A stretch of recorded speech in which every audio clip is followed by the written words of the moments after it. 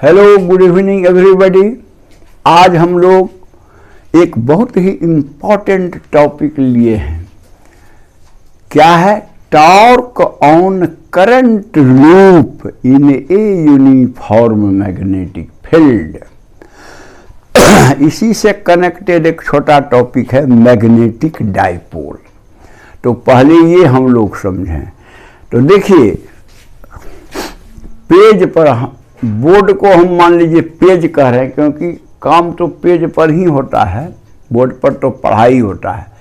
मान लीजिए ये क्रॉस जो मैंने दिखाया है वो पेज के अंदर जाने वाला मैग्नेटिक फील्ड है, यूनिफॉर्म मैग्नेटिक फील्ड, सब जगह बराबर बी, जो पेज के अंदर जाता है।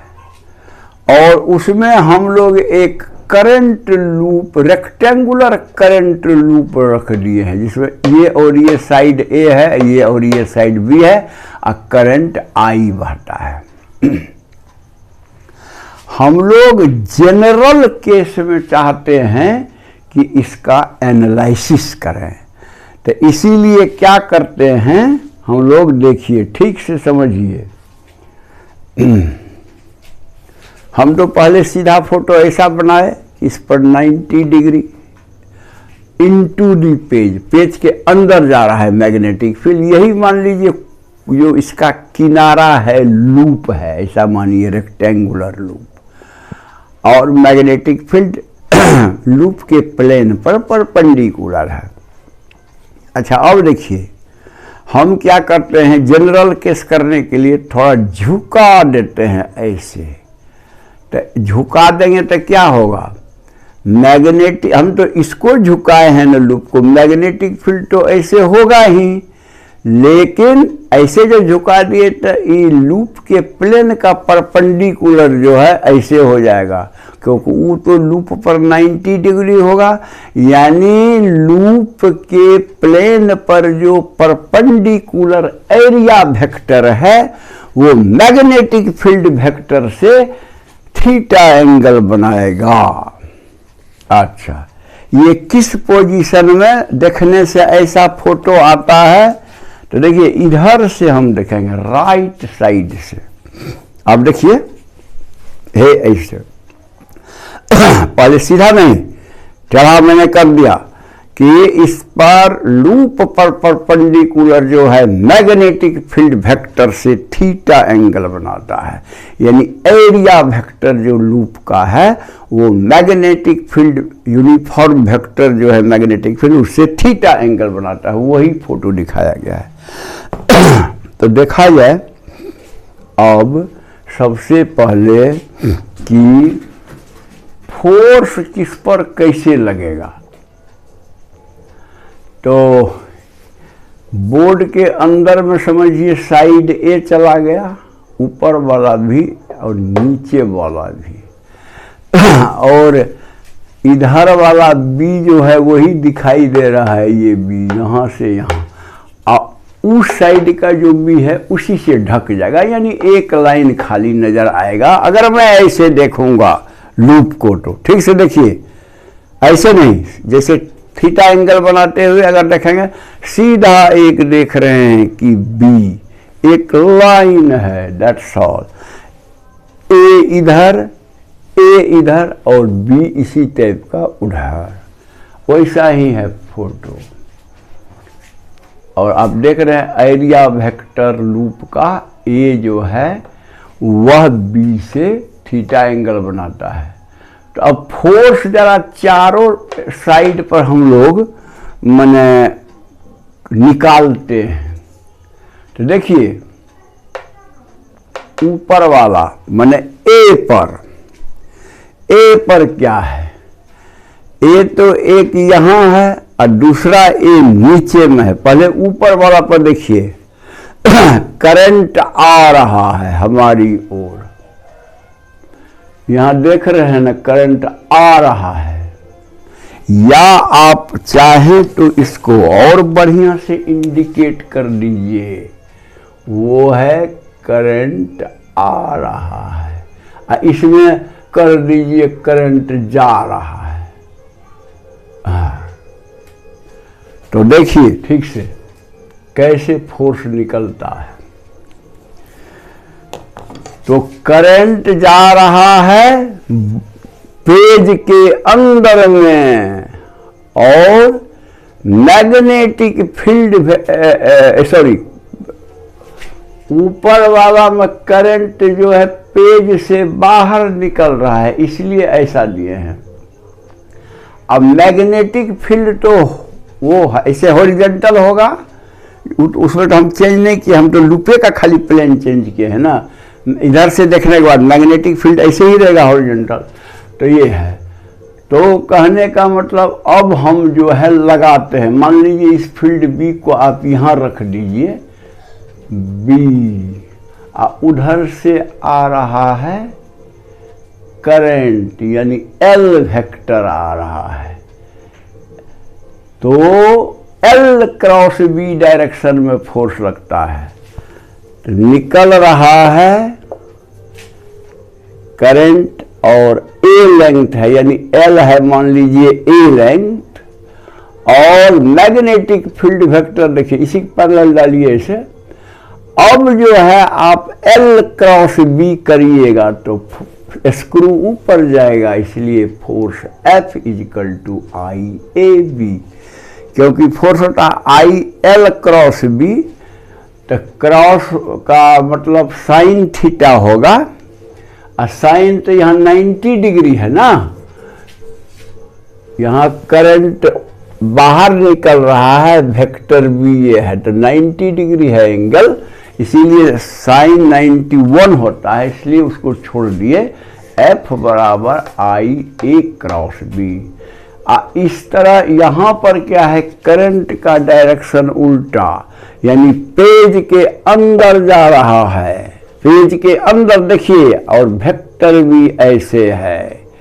तो वेक्टर भी ऐसे है, तो एल क्रॉस बी करेंगे यहाँ पर, तो नीचे की ओर फोर्स आएगा, वैल्यू वही रहेगा, क्योंकि लंबाई तो ये और ये सेम है, करंट भी सेम है, मैग्नेटिक फील्ड भी सेम है। तो आई ए बी, लेकिन फोर्स का डायरेक्शन उल्टा हो जाएगा, क्योंकि करंट का डायरेक्शन उल्टा है दोनों में।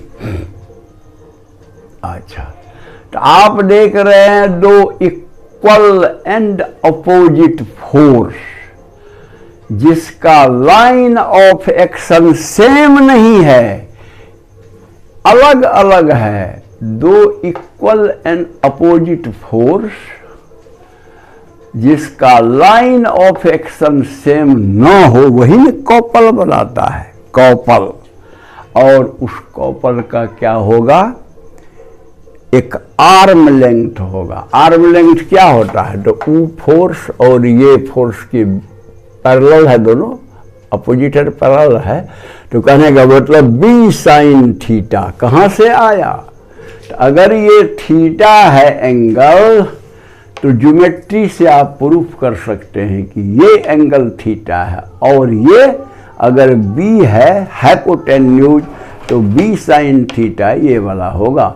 यानी इस फोर्स और इस फोर्स के बीच का perpendicular distance B sine theta है, उसी को कॉपल का आर्म कहते हैं, या हमने जो लिखा है। तो बी साइन थीटा, यानी इसमें जो करंट बह रहा है और इसमें जो करंट बह रहा है, अगर मैंने ऐसा टेढ़ा किया इस तरह से, तो एक कॉपल बनता है। कॉपल जो ये और ये फोर्स के कारण बी साइन थीटा डिस्टेंस पर है। तो ये तो मैंने ये और ए पर का फोर्स का, बी पर का फोर्स देखिए, देखिए बी आपको, हाँ ये देखिए इधर से देख रहे हैं तो करंट तो इधर आ रहा है, करंट इधर आ रहा है, यानी बी पर बनाइए ना उसी के पैरेलल इधर आ रहा है करंट। मान लीजिए कुछ भी एंगल जो भी है 90 माइनस थीटा या जो भी एंगल है, तो आपको एल क्रॉस बी कीजिएगा तो बाहर की ओर निकलेगा, और इस साइड में L क्रॉस B कीजिएगा तो अंदर की ओर जाएगा, इक्वल एंड अपोजिट होगा, but line of action same होगा, इसलिए एक दूसरे को कैंसिल कर देगा। इस पर भी फोर्स लगता है, इस पर भी फोर्स लगता है, इक्वल है, लेकिन लाइन ऑफ एक्शन सेम है, इसलिए एक दूसरे को कैंसिल कर देगा। लेकिन इस पर और इस पर फोर्स इक्वल एंड अपोजिट है, लेकिन लाइन ऑफ एक्शन डिफरेंट है। देखिए b sin थीटा का फर्क है, इसलिए ये कॉपल बनाया था। इसलिए इस पर और इस पर का फोर्स कुछ नहीं बनाएगा, उसका कोई प्रभाव नहीं होगा, सिर्फ प्रभाव होगा ए वाले फोर्स का। अब निकालिए टॉर्क। जब कॉपल है तो कॉपल का टॉर्क क्या होता है? टॉर्क ऑफ द कॉपल होता है force into arm length of couple. तो फोर्स कितना है? IAB। और आर्म लेंथ कॉपल का क्या है? B sin थीटा, यानी IAB B sin थीटा। ये तो मैग्नेटिक फील्ड है बड़ा भी। ये तो एक टर्न के लिए मैंने बताया है। मान लीजिए ऐसा n टर्न्स है कॉइल में, तो मल्टीप्लाई कर दीजिए, टॉर्क हो जाएगा, इसको मल्टीप्लाई कर दीजिए n से, NIAB B sin थीटा। इसको AB क्या है? AB A इंटू B, वो लूप का एरिया है, उसको A लिख दीजिए, NIAB sin थीटा। ये लिख भी दिए हैं, where A is equal to AB area of the rectangular loop.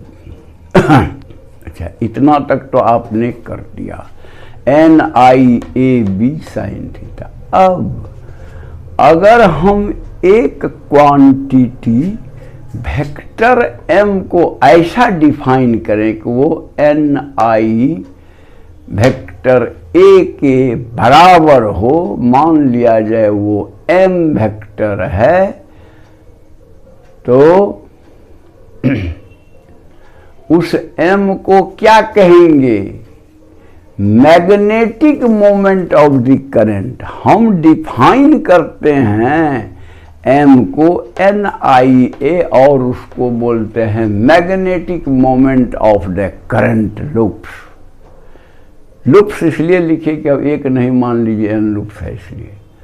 तो कहने का मतलब इस इक्वेशन को